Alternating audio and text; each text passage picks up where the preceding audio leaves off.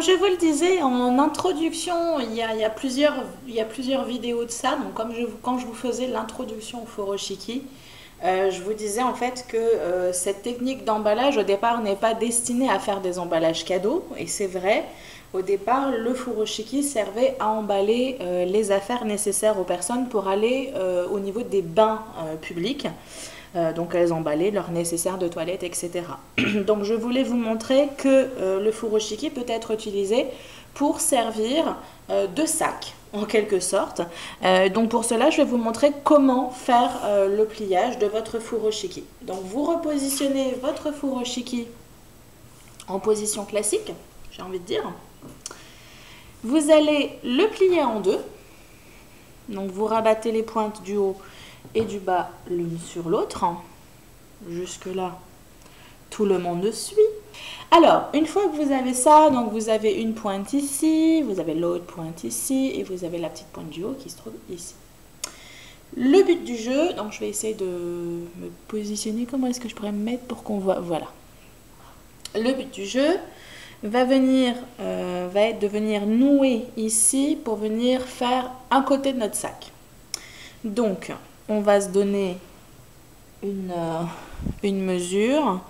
On vient rabattre notre pointe et il faut que notre nœud soit à peu près ici. Donc, je reprends. On a notre furoshiki ici. On va venir nouer. Donc, on prend la pointe, on vient l'amener ici. Et on voit que notre nœud, il va falloir qu'on le fasse ici. Donc, je fais mon nœud. Un nœud simple. Alors, on ne va pas chercher à faire de la fantaisie. Et on serre. Encore une fois, on ne serre pas comme des malades. On parle d'un furoshiki qui peut être en soie. Donc soyez délicats. On va faire la même chose de l'autre côté. Donc j'ai ma pointe. Je tiens en fait, c'est comme si, vous voyez, je fais un rond en fait avec mes doigts. Donc je laisse coulisser le tissu. Je mets pointe sur pointe. Je vois que mon nœud doit se situer ici. Donc je fais mon nœud à l'endroit voulu. Donc on a quelque chose qui ressemble à ça. Donc j'ai mes deux pointes sur les côtés, quelque chose qui ressemble à rien en bas et mes pointes sur le haut. On va venir retourner notre tissu parce que là vous voyez qu'on avait nos deux pointes. Donc on va venir mettre les nœuds à l'intérieur de la poche en fait. Hop. Et je retourne le tissu. Donc on vient de créer un sac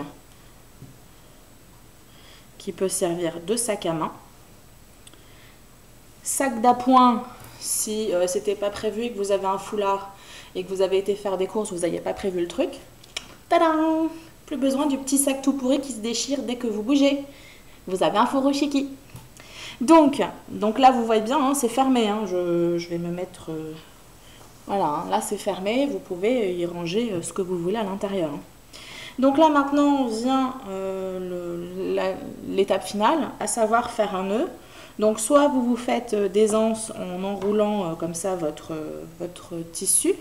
Et dans ces cas-là, vous vous faites des anses. Moi, je vais viser la simplicité. Je fais un petit double nœud au niveau de mes pointes. Je serre quand même relativement bien, hein, étant donné que c'est ça qui va nous servir à tenir notre sac.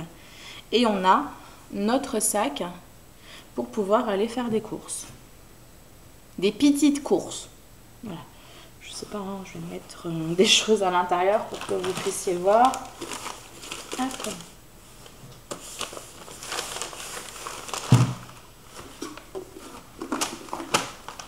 Voilà.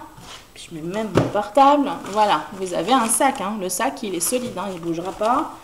Et vous pouvez aller faire vos courses avec ça. Voilà.